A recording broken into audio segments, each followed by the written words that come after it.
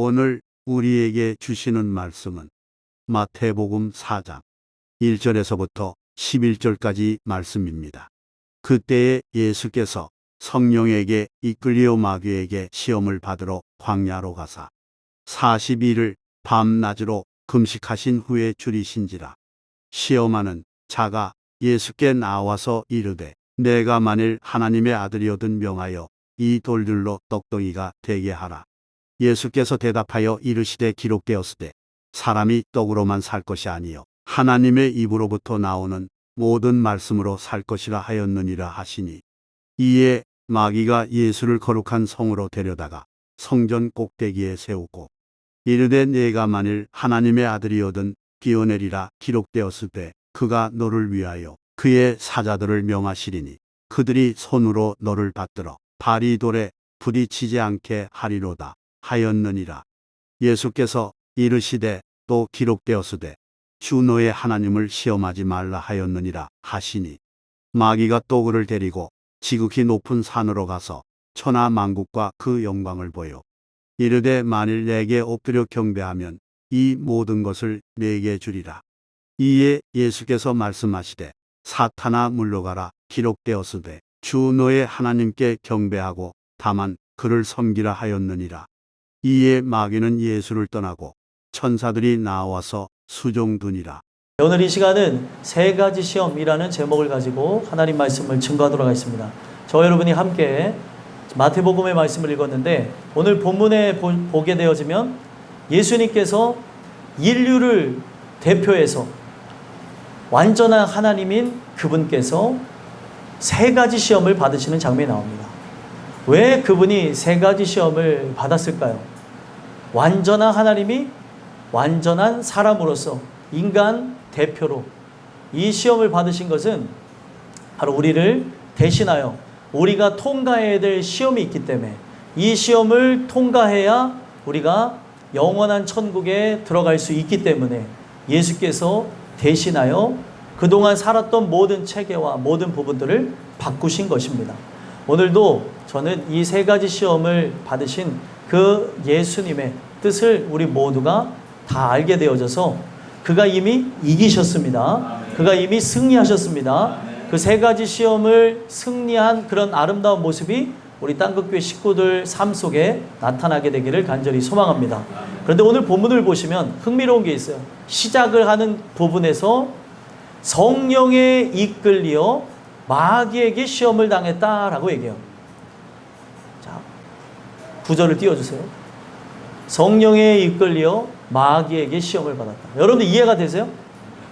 이해가 안 되죠? 그러니까 우리가 이 부분을 늘 읽으면서도 그냥 넘어갈 때가 있는데, 새삼스럽게 하나님께서 이 부분에 은혜를 주시는데, 희한하게 성령에 이끌리셨는데 마귀에게 시험을 받으려고, 마귀의 의도를 알고 마귀의 괴계를 알고 마귀의 뜻을 알고 의도적으로 시험을 받으시려고 광야로 갔다고 얘기하는 거예요.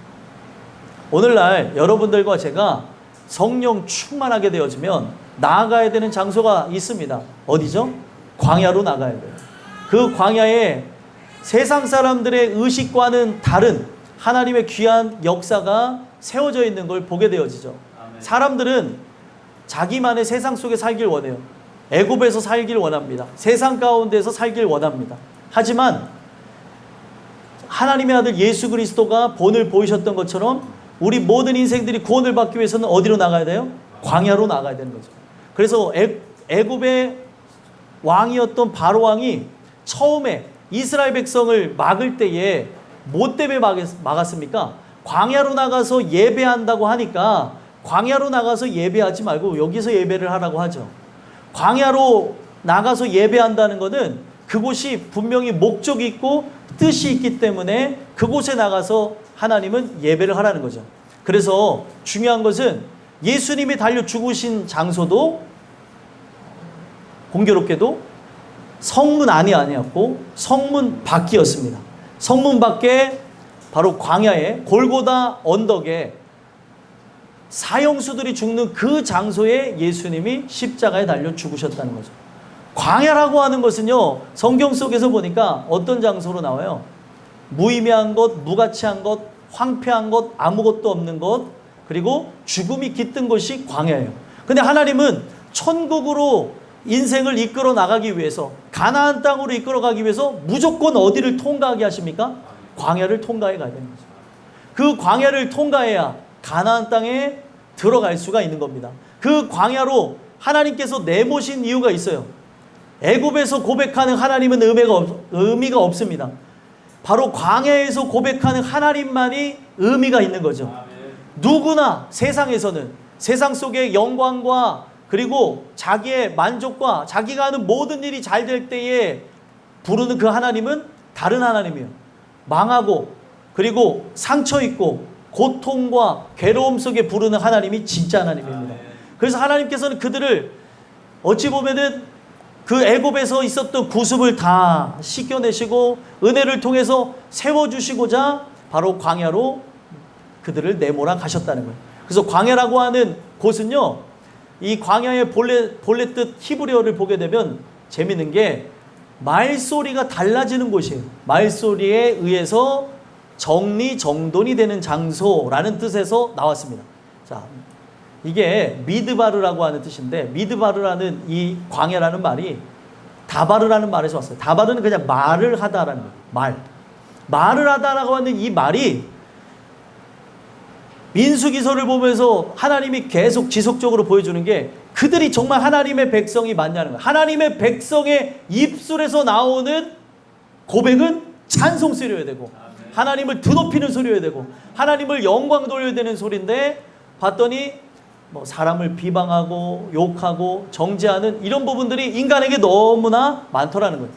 우리가 교회를 위해서 함께 꿈꾸고 교회를 위해서 함께 머리를 모으고 하는 그런 해안들은 좋은 거예요. 하지만 그런 게 아니라 사람을 비방하고 사람들을 끌어내리고 사람들을 욕되게 하는 이런 모든 것들, 누군가를 미워하고 정죄하는 이런 모든 것들은 하나님이 사랑하는 게 아닙니다. 그래서 광야에 나가보면 그들의 사이즈가 나와요. 규모가 나오는 거죠. 이들의 믿음의 규모가 진짜인지 가짜인지를 알게 되어지는데, 6월절 사건을 이들이 경험했음에도 불구하고 6월절에 바로 실체가 되시는 예수님이 바로 그들에게 구주가 되시는 일이 없었다는 것을 그들이 광야에 나갔을 때 나타났더라는 거죠. 광야에 나가니까 뭐예요? 날마다 때마다 하나님께 감사한 게 아니라 바로 첫 시작부터 원망, 불평, 그리고 뭐 과거에 있었던 고기 씹던 맛만 기억하고 하는 새하늘과 새 땅, 바로 하나님이 인도하시는 가나안 땅에 대해서는 관심도 없고 온데간데도 없어요. 차라리 애굽으로 돌아가겠다는 거예요. 바로 이런 부분 속에서 예수님은 광야에서 율법의 세대 그리고 기적의 세대인 출애굽 1세대들이 실패를 합니다. 그래서 율법의 대표였던 모세를 기점으로, 모세는 천국에 들어갔지만 이들을 의미적으로 우리에게 알려주시기 위해서 율법의 대표인 모세는 가나안 땅에 못 들어갔어요.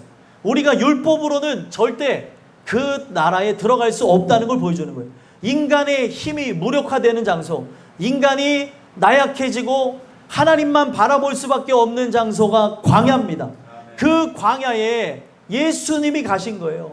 인간이 실패했던 그 모든 부분들을 다시금 대신하여서 시험을 받기 위해서, 그 시험을 통과하여 모든 사람들을 구원하기 위해서 그가 가셨다는 거죠. 그래서 여기 보시면 의도적으로 이스라엘 백성이 40일을 정탐했죠. 40일을 정탐하고 어떻게 했습니까? 그 나라에 들어갈 수 있다고 생각했어요? 들어갈 수 없다고 생각했어요? 들어갈 수 없다고 생각했잖아요. 거기에는 귀골이 장대한 아낙 자손이 있다고 얘기하고 네피림의 후손이 있다고 하고, 우리는 그들에게 죽을 수밖에 없다고 하며 막 그런 고백을 정탐꾼 12명 중에 10명이 얘기를 하고, 두 정탐꾼만 정상이 아니에요. 이 교회는 누가 이끌어가는 거냐? 정상이 아닌 사람들이 이끌어가는 거예요. 근데 우리 교회 정상인들이 너무 많은 것 같아요. 네? 비정상인들이 되셔야 돼요. 상식으로 목회하고 상식으로 신앙생활하는 것이 아니라 주의 음성을 따라 우린 살아가야 되는 겁니다. 그래서 상식선에서 이 모든 것을 행해 나가려는 것이 아니라 주님의 뜻이 무엇인가를 봐야 되는 거죠. 주님이 가라 하면 가는 거예요. 주님, 여기는 지금 구덩인데요. 가라 하면 가야 돼요. 이 구덩이는 알고 봤더니 알고 봤더니 뭐예요? 허상이었던 거죠. 주님이 가라고 하면은 이거는 아무것도 아닌 거예요. 그가 가라고 하면 건널 수 있게 하시는 거죠. 근데 인간은 그런 부분들을 분명히 머리로는 아는데 가슴에서 믿지 못하니까 어떻게 하는 거예요? 야, 주님이 아무래도 가나안 땅에 가라고 한 게 우리를 죽이려고 했나 보다. 이거는 아닌 것 같아. 인간은 이런 소리들을 내더라는 거죠. 그래서 그들이 40일을 정탐하고도 그런 소리를 하니까, 그리고 심지어 거기서 들어갈 수 있다고 하는 믿음의 사람들, 비정상적인 사람들, 몰상식한 사람들, 신앙이라고 하는 건 상식을 초월하는 거기 때문에 제가 이렇게 말씀드립니다. 그 사람들을 보니까 어떻게 하는지 알아요? 분노하는 거예요. 아니, 이게 말이 돼? 이게 말이 되는 건가? 안 된다는 거예요. 교회는 이래야 된다, 저래야 된다라고 하면서 사람들은 상식선을 갖고 간다는 거예요. 교회는 여러분들 상식을 초월하여서 우리 모든 사람들이 죽어지고 주의 뜻 가운데 나가고 헌신하고 봉사하고 그렇게 되어질 때 이 교회는 하나님이 바라시는 교회가 될 것이라 저는 믿습니다. 그래서 하나님이 의도적으로 그 부분 속에서 롤모델이 되어지는 자들을 광야 가운데서 보여준 거죠. 그래서 결국에 어떻게 해요? 40일을 정탐하고도 아주 불경한 말들을 쏟아내니까 그 하루를 1년으로 계산해서 40년을 유랑하게 한 거예요. 그래서 이렇게 해가지고 모든 사람들이 아담의 범죄 아래 전적 부패와 전적 타락하에 인간은 이렇게 하나님을 믿지 못하고 자기의 뜻에 의해서 멸망으로 나갈 수밖에 없다는 것을 예수님께서 잘 아시고 이것을 다시 리셋하기 위해서, 다시 세우기 위해서 40일을 밤낮으로 금식하시고 그 상태에서 마귀를 기다리는 거예요. 마귀가 언제 나타났어요? 첫날에 나타났나요? 언제 나타났어요? 여기 보니까 2절에 보니까 예수님이 줄일 때까지 마귀도 기다려요. 여러분들, 하나님이 여러분들의 삶 속에 하나님만 기다리는 게 아니라 마귀도 기다려요. 그래서 마귀가 제일 좋아하는 게 뭐예요? 입을 벌리고 있는데 입으로 들어오는 먹잇감들을 가장 좋아하는데, 우리가 혹 그 입에 들어가려고 하는 먹잇감이 아닌가 생각해 봐야 된다는 거죠. 근데 예수님께서 뭐예요? 이 세상의 체계, 모든 사람들은 죄를 범하였으며 하나님의 영광을 이루지 못하는 아담의 그 타락과 범죄 아래 다 영이 죽어서 지옥 갈 수밖에 없는 이 모든 관계를 끊어버리기 위해서 40일 밤낮 금식하면서, 이 40일 밤낮 금식함으로써 이 광야에서 유랑하며 죽는 자들이 광야를 통과하여 천국에 갈 수 있는 길을 여시고자 금식했다는 거예요. 오늘 예수님은 이 마지막 날을 기다리는 거예요. 자기가 줄일 때에 마귀가 나타날 것을 계속해서 기다렸다는 거죠. 그래서 이 마귀가 예수님을 시험하는 이야기가 나오는 거예요.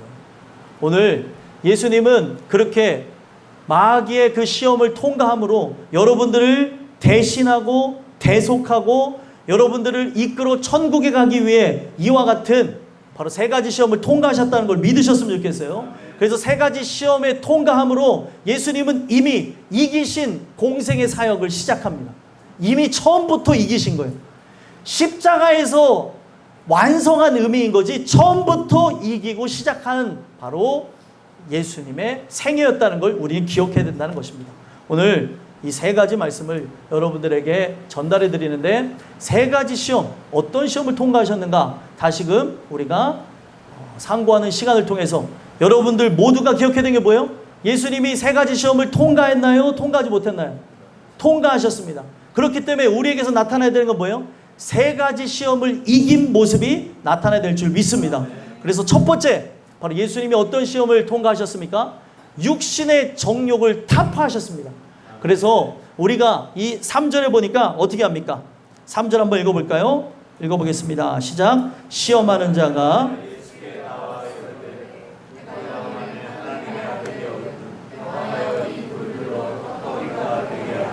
아멘. 여기 시험하는 자라고 나왔지만 뭐 다른 성경에서는 이게 원래 원문 성경에서는 그냥 디아볼로스 해갖고 마귀라고 하는 그것이 여기에도 그냥 적혀 있어요. 근데 마귀라고 하는 것을 의역을 한 거죠. 왜요? 예수님을 시험했으니까. 근데 이 마귀라고 하는 본래 이름의 뜻이 뭔지 아십니까? 비방하는 자예요. 끊임없이 비방을 하고, 그리고 24시간 동안 하나님 앞에 일러 바치는 자, 참소하는 게 일러 바치는 거예요. 일러 바치는 존재가 마귀입니다. 오늘날 우리가 하나님의 자녀라고 한다면 어떤 모습이 나와야 돼요? 성도가 성도를 사랑하고 누군가에 대해서 편견이나 선입견을 갖고 밀어내거나 그리고 미워하거나 비방해서는 안 되는 거예요. 우리 땅끝교회 식구들이 정말 하나님 주신 은혜 속에 어떤 영혼들도 포용할 수 있어야 이 교회가 서구를 대표하는 교회가 되죠. 근데 바로 우리가 여러 사람들이 왔는데 이 사람은 이래서 저 사람은 저래서 라고 하는 그런 선입견을 갖고 내 속으로든 내 입으로든 비방을 하고 있다고 한다면 이 교회는 절대 성장할 수가 없다는 거예요. 오늘날 부흥을 막는 게 내가 아닌가 돌아다 보면서 이 말씀이 왜 중요하냐면 예수님은 이미 이 시험을 이기셨습니다. 이기셨는데 왜 우리에게서 이런 모습이 나오냐는 거죠. 내가 누군가를 비판한다고 한다면 하나님은 뭐라고 얘기해요? 너가 헤아리는 그 헤아림으로 내가 너를 정죄한다고 얘기를 하죠. 중요한 거는 내가 누군가를 비판하고 헤아렸을 때에는 내 기준이에요. 그러나 중요한 것은 내가 누군가를 그렇게 정죄하고 그렇게 나아갔다고 한다면 그 자에 대해서는 하나님은 하나님의 절대적인 기준으로 내가 너를 판단할 것이라고 얘기해요. 그럼 하나님의 절대적 기준에 살아남을 자가 있나요? 없나요? 없어요. 우리가 늘 은혜가 필요한 게 그런 거라는 거죠. 오늘 이 메시지가 왜 중요하냐면 그 예수님을 마귀가 비방하면서 예수님은 어떤 분이에요? 전지하신 바로 성자 하나님이잖아요. 성자 하나님. 예수님이 하나님이세요. 성자 하나님. 성부 하나님이라고 하면 이거 여러분들 이단임이 되는 거고 문제가 되는 거예요. 근데 성자 하나님이 우리를 구원하기 위해서 성부 하나님의 뜻을 받들어 죽기까지 복종하며 나보다 낮은 존재로 죽으시러 오셨잖아요. 근데 그 예수님께 마귀가 뭐라고 얘기해요? 마귀가 하는 얘기를 보세요. 과감해요. 만일 하나님의 아들이거든. 만일이라는 게 쓸 수 있어요? 없어요? 만약. 가정법이요. 아니 어떻게 가정법이라는 거예요? 말이 안 되는 거죠. 예? 이 부분은 진짜 이거는 이해가 안 되는 건데 누가 봐도 하나님의 자녀인데 하나님의 자녀에게 하나님의 자녀가 맞다고 한다면 물론 우리가 이 말씀 속에서 돌아보는 건 좋아요. 내가 자녀라고 한다면 온전한 행동을 하고 있는가에 대해서 말씀을 통해는 수도 없이 내 삶을 쳐서 복종하고 돌아보는 거는 맞는데 중요한 게 내가 그리스도인인데 그리스도인이 아니라고 하는 것, 내가 하나님의 사명자인데 사명자가 아니라는 것, 마귀가 하는 것은 바로 그 존재에 대해서 부정을 해버리는 거예요. 예수라고 하는 분은 자기가 경외하고 경배해야 될 대상인데 하나님의 아들이 맞으십니까? 라고 하면서 마귀가 조롱하고 있는 그런 모습을 보여주는 거예요. 오늘날 여러분들은 그리스도인이 맞습니다. 이 자리에 부름을 받은 것은 주의 뜻을 이루기 위해서 하나님의 영광을 돌리기 위해서 부르셨다는 거예요. 그래서 중요한 것은 하나님의 아들이라고 한다면 하나님의 아들의 목적은 능력을 자기를 위해서 사용하는 것이 아니고 바로 누굴 위해 사용해요? 바로 백성을 위해서 우리 자신들을 위해서 사용한다는 거예요. 성경을 보실 때 정말 귀한 게 있습니다. 뭐가 귀하냐면 우리가 이 모든 부분에서 정답은 잘 알아요. 제가 아까 일부에도 말씀드렸는데 정답을 아는데 정답을 아니까 이 문제에 대한 공식, 이 과정이 어떠한지, 이게 어떤 내용인지에 대해서 우리가 이것을 찾아보면서 말씀을 받아야 되는데 이거 모든 정답을 아니까 나 그거 알아. 그럼 문제를 풀어보세요. 그러면 어떻게 해요? 문제를 못 푸는 부분들이 있더라는 거죠. 중요한 거는 하나님의 아들의 목적이 있어요. 주는 그리스도시요 살아계신 하나님의 아들이십니다. 그 아들이라고 하는 목적은 뭐예요? 아들만이 우리의 모든 죄가를 대신해서 죽을 수가 있는 거죠. 근데 그의 능력은, 그의 힘은 오로지 자신을 위해서 사용하기 위해 존재하는 것이 아니라 그래서 하나님이에요. 우리를 구원하기 위해서 존재하는 것이 그분의 힘이라는 겁니다. 그래서 그분의 힘을 우리를 위해 사용해야 되는데 공생의 첫 사역을 누구를 위해 사용하도록 마귀가 바꾸는 거예요? 누가 바꾸는 거예요? 마귀가 바꾸는 거죠. 오늘날 여러분들 하나님의 의도, 하나님의 뜻을 바꾸시면 안 돼요. 이 교회 설립 목적을 바꿔버리면 안 된다는 겁니다. 이 교회는 땅끝에, 정말 인생의 땅끝에 우리가 그리고 땅끝까지라고 하는 복음을 증거한다는 목적하에 이 교회가 세워진 거예요. 그러면 인생의 땅끝에서 주님을 보기 위해 우리는 이 문을 열어놓고 두 손 두 발을 들기죠 그러네요. 두 손을 벌려가지고 그 사람들을 맞이하며 이렇게 나가야 되는데 오늘날 이런 부분들이 내가 갖고 있는 그런 생각을 갖고 예수님이 이미 이 정욕에 대한 부분을 이기셨는데도 모른 채 나의 모든 정욕대로 내 스타일대로 내가 살아온 방식대로 여기에서 그렇게 살아가기 때문에 문제가 되는 것이 아닌가 돌아봐야 된다는 거예요. 하나님의 아들이거든 바로 그가 해야 될 건 무엇이요? 돌덩이는 돌덩이대로 하나님의 지으신 목적대로 이 모든 것이 진행되도록 하는 게 하나님의 질서입니다. 돌은 돌 그대로 가만히 있어야 되는 거죠. 안 그렇습니까? 돌은 그대로 가만히 있었는데 돌이 어느 날만 굴러와서 이제 돌을 못하겠습니다 하면서 돌이 막 이러면서 이제는 너무 답답해서 그러니까 내가 일어나서 일하겠습니다 그러면은 이게 기겁할 내용이라는 거죠. 돌은 돌 그대로의 목적이 있어요. 근데 마귀가 어떻게 합니까? 목적을 바꿔버립니다. 돌을 뭐가 되게 하라고 얘기해요? 떡덩이가 되게 하라고 얘기하고 있어요. 떡덩이. 하나님은 이런 능력이 있습니까? 없습니까? 있죠. 무에서 유를 창조하고 없는 것을 있는 것처럼 부르시는 하나님. 그래서 여러분들이 제가 믿음이 없었는데 믿음이 있는 것으로 부르셔서 믿음이 있게 하셨다는 거예요. 그러면 오늘 그런 하나님께서 못할 일이 없는데 우리를 위해서 구원의 능력을 사용해 주실 그 분을 향하여 어떻게 해요? 자기의 육체의 정욕, 육신의 정욕을 위해서 이 욕구에 대한 이 부분을 결국에 참지 못하고 마음대로 먹으라고 자기를 위해 사용하라고 떡덩이가 되게 하라고 얘기했답니다. 여러분들 모든 것에는 목적이라는 게 있어요. 그 목적을 우리가 상실하게 되어지면 이것은 우리가 죽음으로 나아가는 그런 첫 번째 길이 되어져 버린다는 거죠. 그래서 돌은 돌대로 가만히 있어야 되는 거예요. 가만히 있어야 되는데 이 돌들이 막 움직이려고 하면서 문제가 되어지는데 오늘날 사람이 얼마나 어리석냐면 하나님은 그 돌은 돌대로 그 사람이 갖고 있는 그런 기질대로 쓰길 원합니다. 베드로의 기질은 평생 갔을까요? 안 갔을까요? 평생 갔어요. 하지만 성령의 역사하심을 통해 절제라는 걸 배웠죠. 오늘날 기질대로 사용되어진 건 맞습니다. 하지만 성령에 충만한 사람은 절제할 줄을 알아야 돼요. 근데 오늘날 내 의를 발현하면서 내 마음대로 살아가고 있다면 뭐 어때 내 스타일인데 나 이렇게 살았는데 교회는 내 스타일대로 살아가는 게 아니고 주님의 자녀로 바로 그의 부르시는 제자로 그의 도를 따라 살아가는 사람들이 모여진 것입니다. 그리고 죄인들이 모여졌어요. 죄인들이 모여진 이 장소에서 우리는 내가 죄인 중에 괴수입니다라고 하며 나의 그런 삶을 변화시킨 예수님만 영광 받으시면 되는 거예요. 내 의가 절대로 발현돼서는 안 된다는 거죠. 근데 우리는 문제가 뭐예요? 돌들을 떡덩이로 만들라는 거예요. 어떻게 해서든 이거를 내가 바꾸려고 하고 힘쓰며 애쓰는 부분이 있습니다.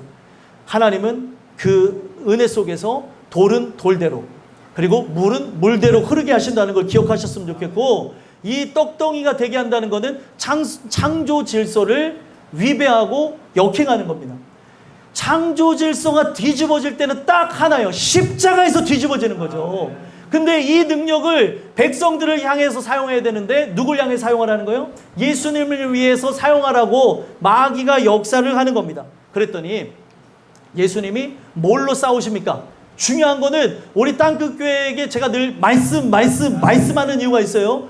그 말씀으로 충만하게 되면 인간의 생각대로 나아가질 않더라는 거예요. 정욕을 이기는 유일한 힘은 말씀밖에 없습니다. 성령 충만해야 이길 수 있는 거예요. 근데 성령 충만하지 않으니까 이런 모든 목적을 상실해버릴 때가 있다는 거죠. 그러면서 하는 얘기가 무엇이에요? 사람이 떡으로만 사는 것이 아니요 바로 하나님 입으로부터 나오는 모든 말씀으로 살 것이라.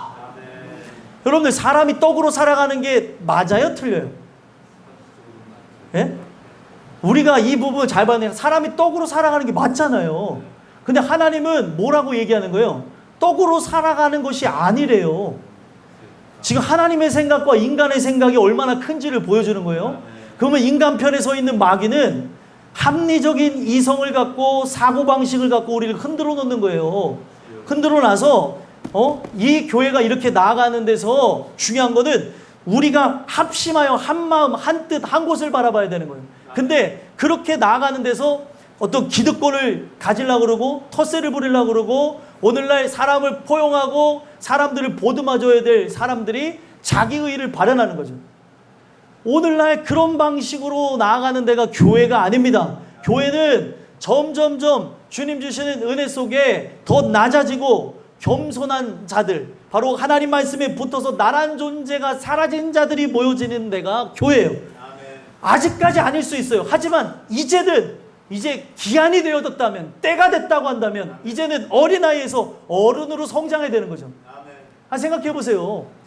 아니 이 아이가 그럴 수도 있는데 요즘에는 아이들이 성장판이 다쳐가지고 안 큰 아이들도 있는데, 아니 예준이가 막 커야 되는데 예준이가 안 크고 그 모습 그대로 한 50살 되면서도 큰아빠가 아니죠. 이 교회의 모든 이 부분 속에서 우리 모든 사람들은 우리가 각자의 그 소임을 감당해야 될 존재라는 거예요. 아니 우리가 교회로 모였어요. 교회로 모였으면은 이 안에는 바로 하나님 주신 직분을 토대로 해서 우리가 해야 될 직임이 있다는 거예요. 아무리 사적으로 가깝고 친하다고 한다 할지라도 그 부분에서 우리는 세상 사람들의 방식을 따라서 여기가 정말 누구나 이렇게 어울릴 수 있는 그런 편안하고 즐거운 장소가 아니라 은혜가 있는 장소로 바꿔야 된다는 거예요. 오늘 그런 부분 속에서 우리가 해야 될 일들이 있다는 거죠. 사람이 떡으로 살아가는 것이 아니요, 하나님 입으로부터 나오는 모든 말씀으로 살아간다. 그러면 이거는 뭐예요? 내가 갖고 있는 삶의 방식과 경험과 뜻과 다르다고 한다 할지라도 하나님의 말씀이 그러하다고 하면 콩으로 매주 쓰는 건 당연한 거겠지만 오늘날 우리 부분에서 하나님이 이 물을 통하여서 포도주를 만든다면 하나님의 뜻이 그러하다면 그러한 겁니다. 어떤 나의 그런 지식과 사고방식으로 나아가는 게 아니라는 거죠. 그래서 세상 사람들은 다 뭐예요? 떡으로 살아가요. 욕구로 살아갑니다. 본능으로 살아간다는 거예요. 그걸 바로 육체의 정욕이라고 하는 거죠.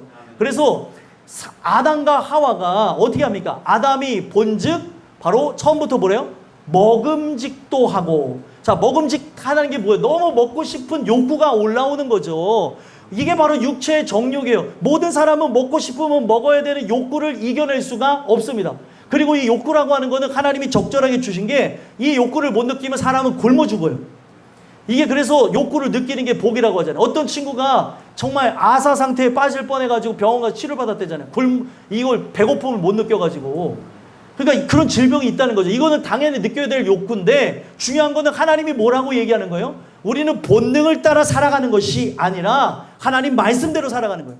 그래서 본능으로 살아가는 존재들은 다 이쪽으로 갈 수밖에 없어요. 근데 연어는 목적이 있어서 어떻게 합니까? 물길을 거슬러 올라가는 것처럼 우리는 하나님의 말씀을 따라 그의 의도를 따라 다른 사람은 다 왼쪽으로 가지만 모든 사람은 다 이쪽으로 가지만 우리는 하나님이 오른쪽으로 가라고 하면 이 세상 모든 사람이 가지 않는다 할지라도 우리는 가야 되는 거예요.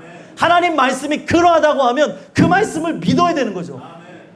그 하나님의 의도가 있어서 이 교회를 세우기 위해서 우리가 해야 될 본분이 있다는 거예요. 그 부분 속에서 내 생각은 이런데 내 생각은 저런데, 아니 교회를 세우는 데서 좋은 해안은 좋은데 이 부분 속에서 방해하고 이런 부분 속에서 반대하고 하는 이런 모든 것들은 하나님의 의도를 정면으로 반박하는 마귀를 닮은 모습이라는 거예요. 오늘날 교회는요, 하나님이 그렇게 하라고 하는 방향성이 있다고 하면 그 길로 가는 거예요. 만약에 제가 응답을 받았어요. 앞으로 이 교회를 이렇게 하겠습니다라고 하면 여러분들의 생각과 다를 수도 있잖아요. 예를 들면. 그러면 어떻게 할 거예요? 그렇죠. 우리 권사님, 제가 10점을 드릴게요. 네. 아니, 만약에 그러하다고 하면, 제가 응답 받았다고 하면은 중요한 거는요, 제가 부족하고 연약한 건 사실이에요. 하지만 부족하고 연약하지만 이 교회에 하나님이 지도자로 세우셨어요. 그래서 저를 통하여서 행하실 일들을 저에게 보여주시고 그 보여준 그것을 함께 공유하는 거죠. 비전이라고 하는 것, 교회 비전이라고 하는 건 목회자한테 보여주는 거예요. 그래서 그 비전을 함께 공유하며 우리가 한 마음 한 뜻 한 곳을 봐야 된다는 거예요. 그래서 그렇게 한다고 하면은 어떻게 하겠냐는 거예요. 내 생각과 다르면 어떻게 할 거예요? 네? 그래서 제가 아까 일부 시간에 박 목사님 지목했습니다. 아니, 내가 이렇게 응답받았다 해서 박 목사님 이렇게 한다고 하는데 박 목사님 생각이 다르면 어떻게 할 거예요? 그러면 따라야죠. 네. 이게 중요한 내용이에요. 오늘날 교회가 정말 어떤 방향성을 기도하고 정했다고 하는데도 이건 아닌데, 이건 합리적이지 않은데 그럴 때가 있다는 거예요. 저는요, 우리 신앙생활 하는 사람들은 합리적으로 나가는 것이 아니라 말씀을 따라서 목적이 있어서 거슬러 오는 연어처럼 올라가 영원한 천국으로 올라가야 될 줄 믿습니다. 그런 은혜를 위해서 우리를 부르신 거예요. 예수님이 어떻게 하셨습니까? 모든 말씀으로 살 것이라. 광야는 하나님이 그렇다면 그런 거예요. 근데 광야에 나가서 물이 없는데요, 맞아요, 그게 사실이에요. 근데 우리는 어떻게 되는 거예요? 하나님을 의지해야 되는 거죠. 나를 부르신 것은 이 광야에서 샘물이 나고 꽃이 피고 향기가 날 것이다, 이걸 믿어야죠. 오늘 그렇게 되어질 때 우리의 삶은 이 광야를 통과해서 영원한 천국으로 가는 거예요.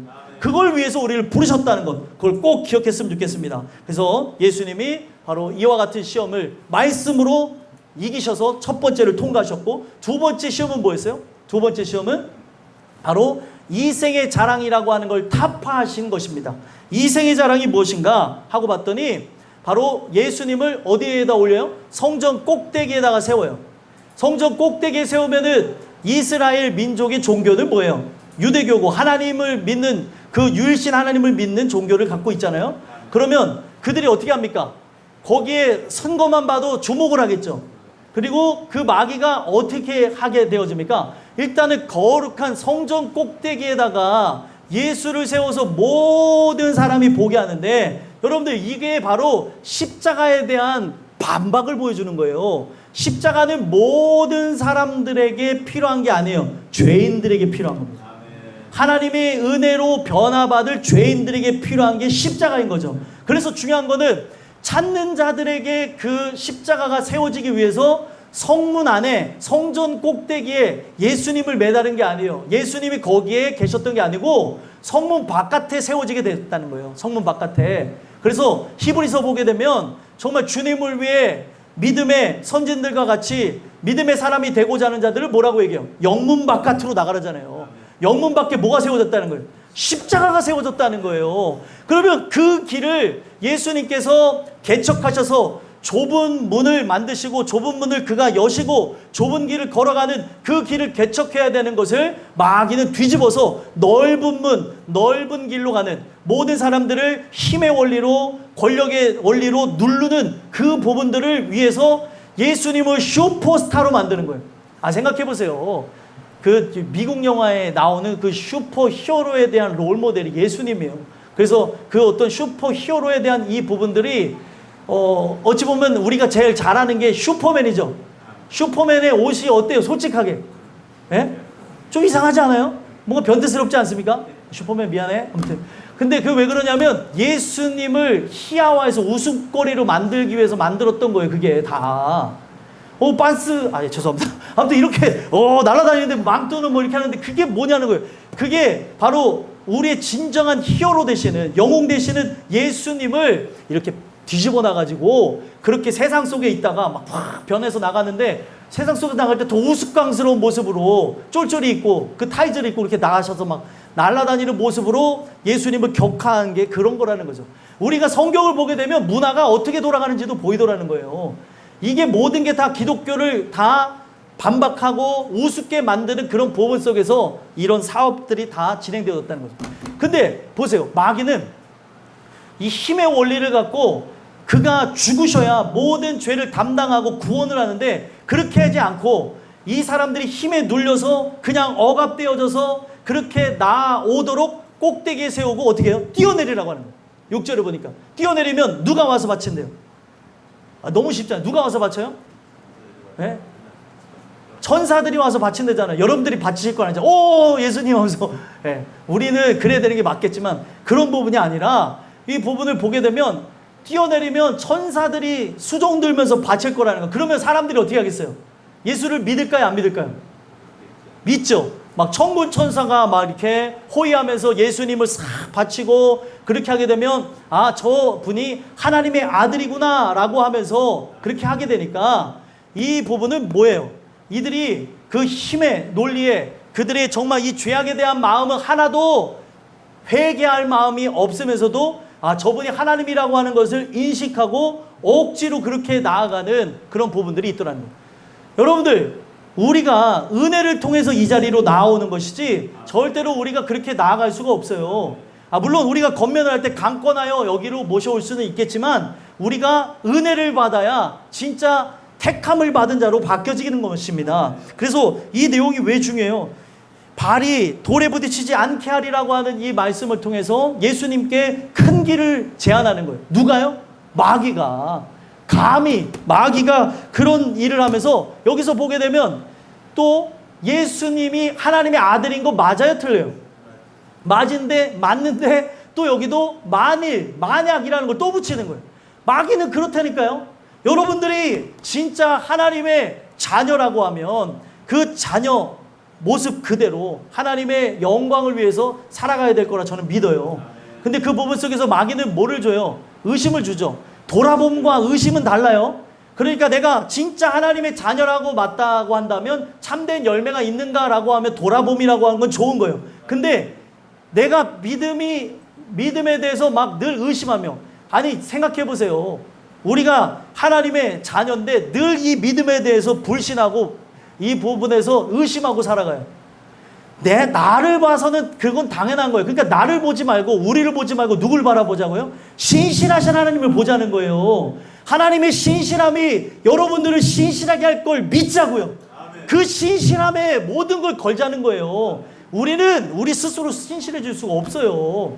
하루에도 12번씩 그런 마음이 막 뒤집히고 바뀌고 하는데, 오늘 우리의 삶이라고 하는 거는 바로 하나님의 말씀을 따라서 나가는 것이라는 걸 보여주고, 사탄은 누구도 흔들어요? 하나님의 아들도 흔들라고 하니 오늘날 여러분들과 제가 바로 그렇게 하나님의 은혜 속에 죽어지고 나가야 될 그 길, 이 교회가 세워지기 위해서는 바로 하나님의 아들 예수님도 죽으심으로, 세상이 볼 때 가장 미련해 보이는 죽으심으로 온 인류를 구원하셨잖아요. 그러면 이 교회가 세워지는 데서 어떤 일이 있어야 될까요?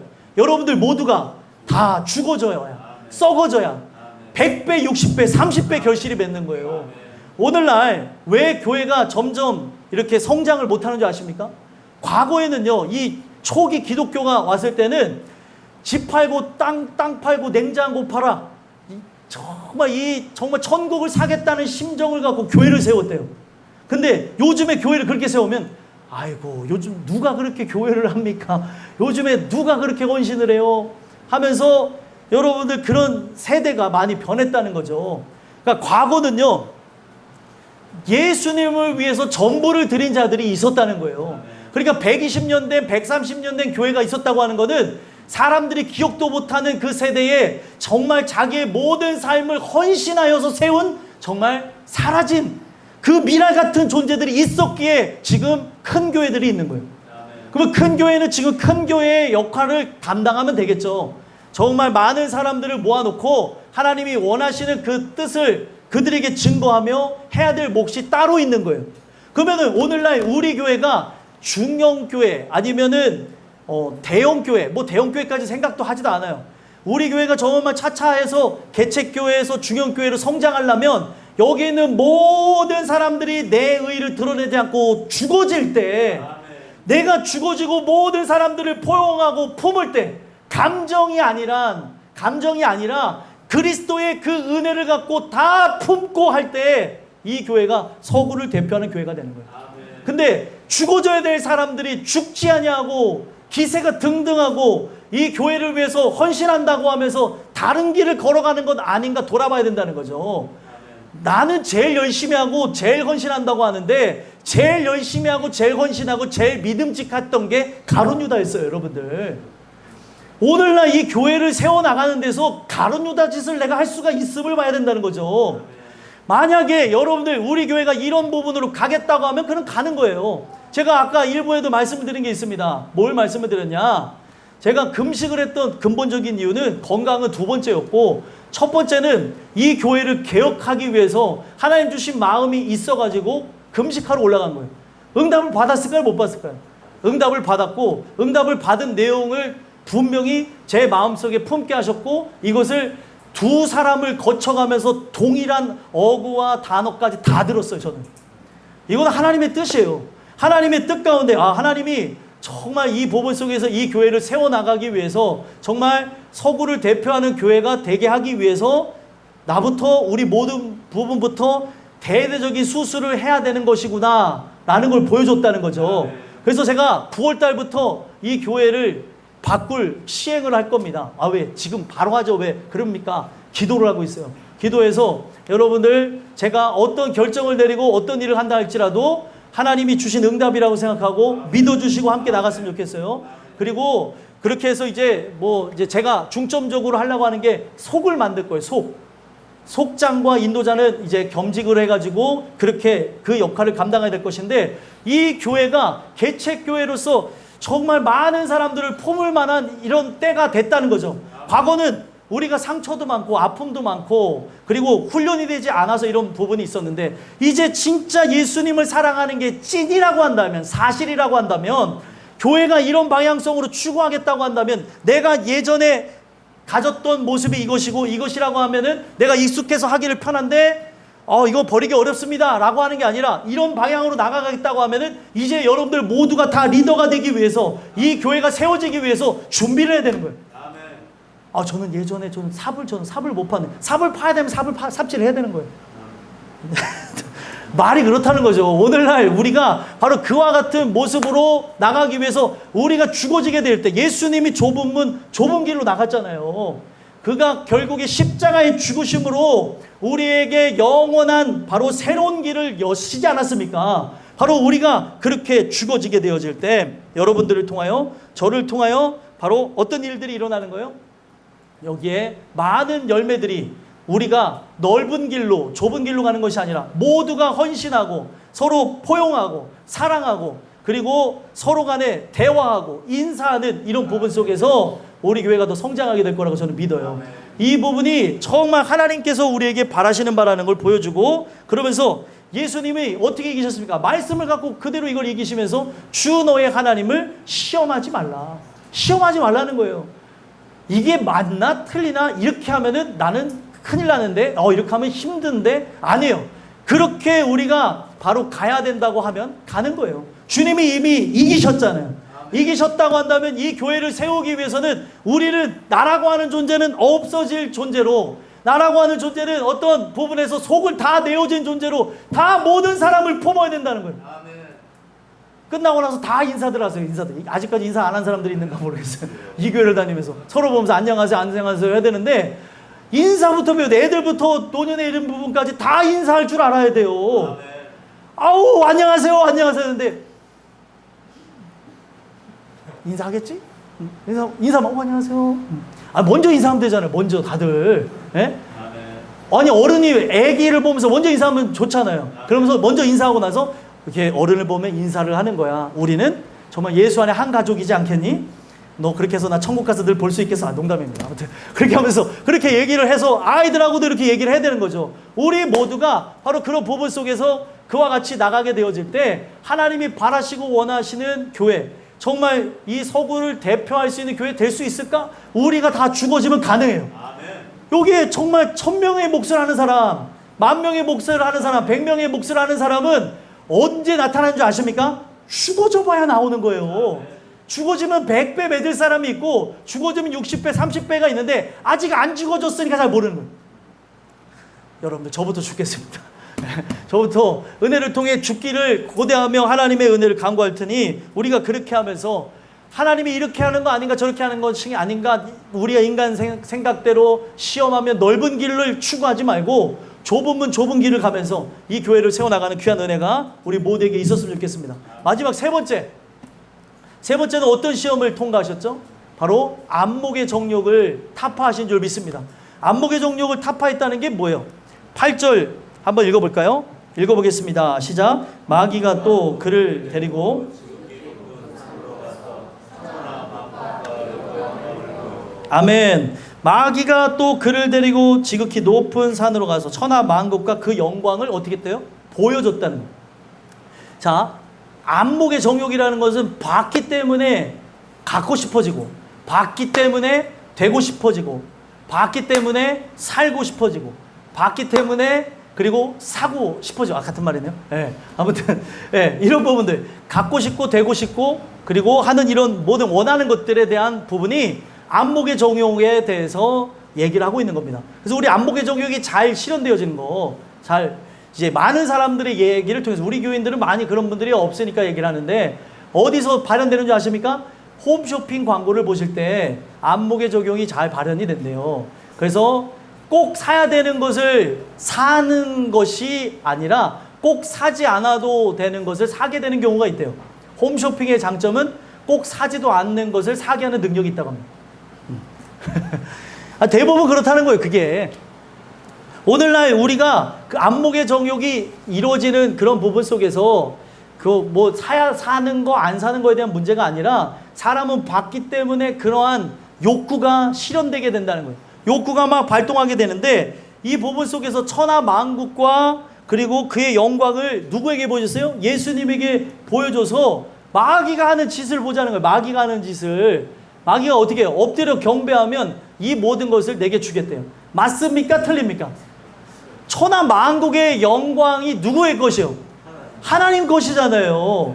근데 자기가 지금 이 세상으로 쫓겨나고 음부 가운데 있는 그 음부의 권세가 세상에 자기가 그렇게 살아가고 있다 보니까 세상 권세를 잡으니까 자기가 왕인 양 이 왕의 관계를 바꿔버리는 거예요. 왕은 바로 예수님이십니다.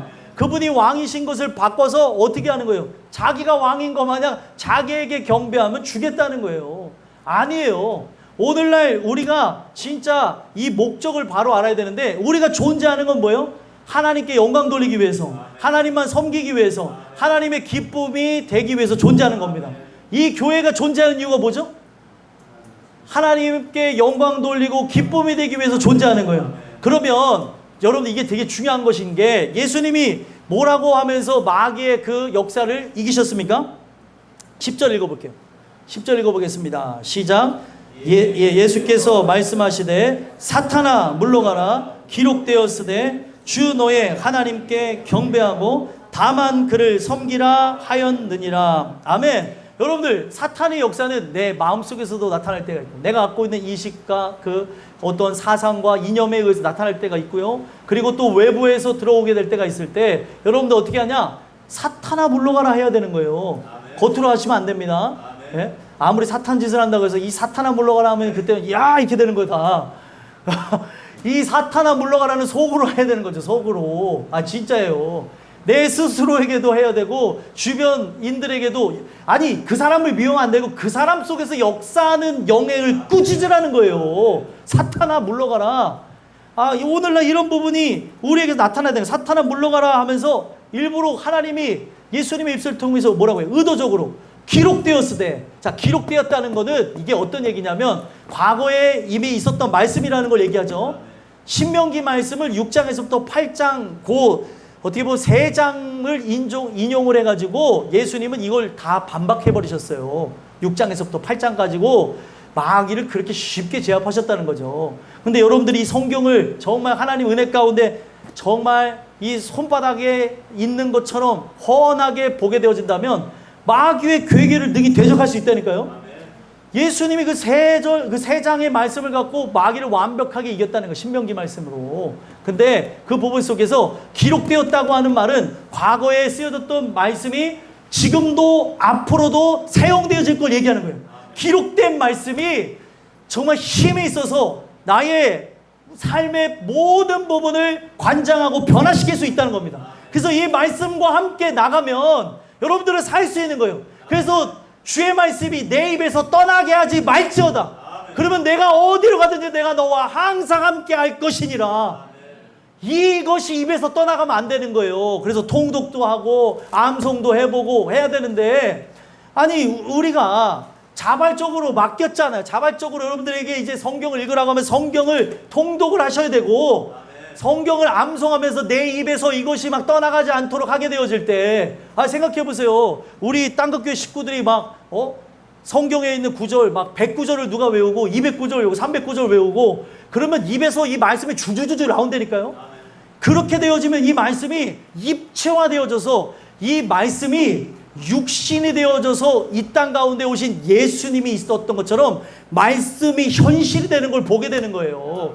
그래서 예수님 또한 말씀 자체이신 그분이기 때문에 기록된 말씀, 그 말씀이 본인으로부터 왔기에 이 말씀을 갖고 뭐라고 얘기합니까? 주 너의 하나님께 경배하고 다만 그를 섬기라. 여러분들 교회 목적은 뭐예요 그러면? 하나님만 섬기는 거예요. 하나님만. 사람을 섬기기 위해서 존재하는 게 아닙니다. 그래서 여러분들 때에 따라서는 우리가 정말 사람에게 초점을 두고 정말 사람의 입맛을 맞추고 사람을 어떻게 보면은 기쁘게 하기 위해서 사람들을 편안하고 안락하기 위해서 그렇게 하는 것다. 그렇게 하다가 예배라는 것이 등한시되어질 때가 있다는 거예요. 오늘날 우리가 중요한 거는요. 이 예배에 우리가 올인하지 못하면 우리가 여러분들 도시락을 시켜 먹는 한이 있어라도 도시락을 시켜 먹는 게 돈이 많이 들어간다 할지라도 예배에 집중할 수만 있다면 우리는 그렇게 개혁할 수도 있고 바꿀 수도 있어야 된다는 거예요. 이게 꼭 해야 되는 건 아니라는 거죠. 오늘날 제가 말씀드리고 싶은 게 무엇이냐면 이 교회에 어떻게 보면 존재하는 이유는 하나님만 섬기기 위해서 하는 거예요. 한 가지만 족하다잖아요. 아니 근데 왜 마르다가 이렇게 넘쳐나는 거야? 예? 마리아만 찾는다니까. 마리아? 우리 모든 사람들은 마리아가 돼야 되는 거예요. 마리아.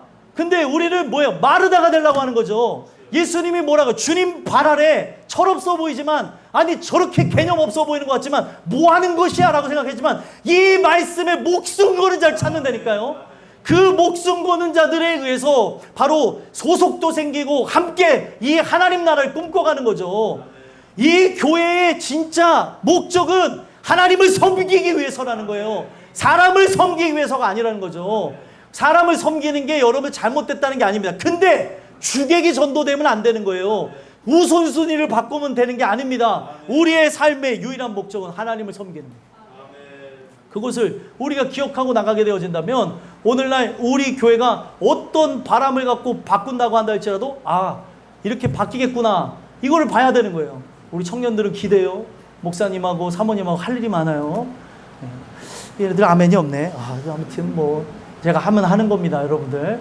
그래서 제가 보면은 우리 교회 이 모든 부분들이 정말 과중되게 나가시는 분들이 너무 많아요. 너무 헌신하고 고생하고 그런 부분들을 보면서 제가 기도하다가 내린 결론이 이게 맞구나 확증을 얻으면서 내린 결론이 있어요. 뭐냐면 대대적으로 이제 바꿀 건데 여성교회도 이제 나중에는 제가 9월달이 시행이 되어지면 속별로 돌릴 거예요. 속별로 해가지고 이제 한 달에 2번 속이 연합을 해가지고 그렇게 밥을 하는 걸로 이렇게 하고 나머지는 사역자하고 청년들이 다 할 겁니다. 이제.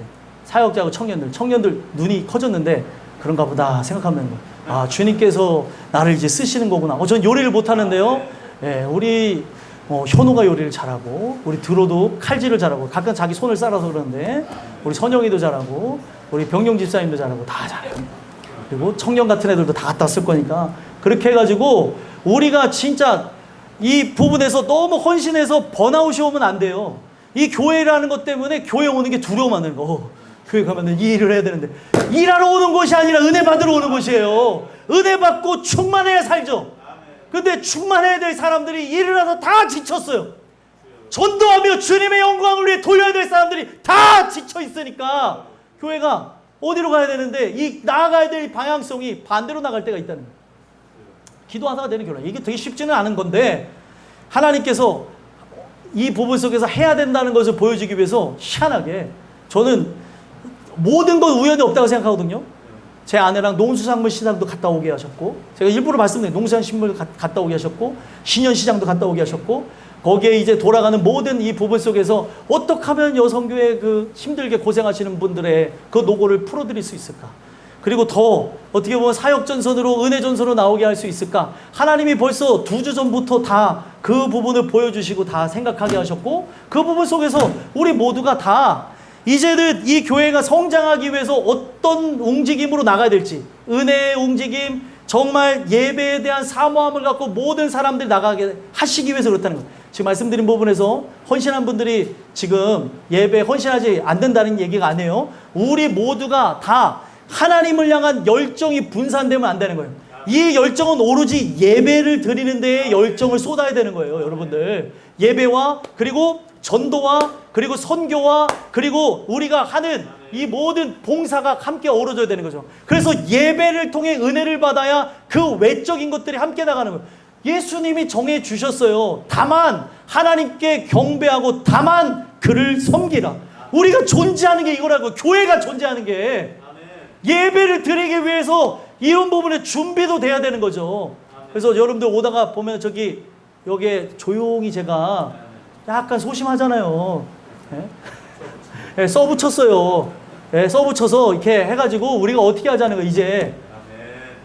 이 예배에 더 집중해보자는 거죠. 더 많은 영혼들을 품을 수 있는 교회가 돼보자는 거예요. 원래는 이 교회가 넓으면 바깥에서 이렇게 그 로비에서 이렇게 교제하고 오면 좋은데 그게 안 되다 보니까 아주 자그만 16평에서부터 하다 보니까 이게 이렇게 되어졌는데 이제는 교회 2층 있잖아요. 교제 나누실 분들은 2층에서 바깥에서 그렇게 교회 충분히 교제 나누다가 이 자리에 딱 들어왔을 때는 기도하시는 분들이 있다니까요. 기도하시는 분들과 같이 함께 기도도 하고 또 묵상도 하면서 조용히 이렇게 찬양하면서 하는 그런 부분들이 일어났으면 좋겠다는 거예요. 예. 다음 주부터 우리 교회 중년 아이돌 우리 중년 아이돌이라고 있어요. 우리 교회 중년 아이돌. 예? 김민준 지사님이 찬양 인도를 할 거예요. 40분부터 10시 40분부터. 거기에 이제 노년 아이돌이 있어요. 죄송해요. 노년 아이돌이라서 노년 아이돌 김시정 권사님까지 그렇게 하고 팀 412 인원이 여기서 찬양 인도 할 거예요. 우리 목사님은 저렇게 통보를 하시네. 모든 건 통보로부터 시작하는 거예요. 베드로하고 그리고 윤진이 나와서 여기서 찬양을 하시고 왜냐하면 우리 목사님이 너무 과중된 그런 업무가 있어서 그 부분을 이렇게 뒤에서 총괄하고 또 오시는 분들도 잘 챙겨야 되니까 그렇게 하고 이렇게 바꿨으면 좋겠어요. 예? 불만 있어요? 불만 없으시죠? 예, 농담이에요, 농담. 예, 오늘 이 주시는 그 은혜 속에서 우리가 다만 그를 섬기며 나가는 이런 부분들이 예수님이 이 세 가지 시험을 이겼기 때문에 이 교회를 좀 더 활력 있게 해보자는 거예요. 그 부분에 그 은혜가 우리 모두에게 있게 되기를 간절히 소망합니다. 기도하겠습니다.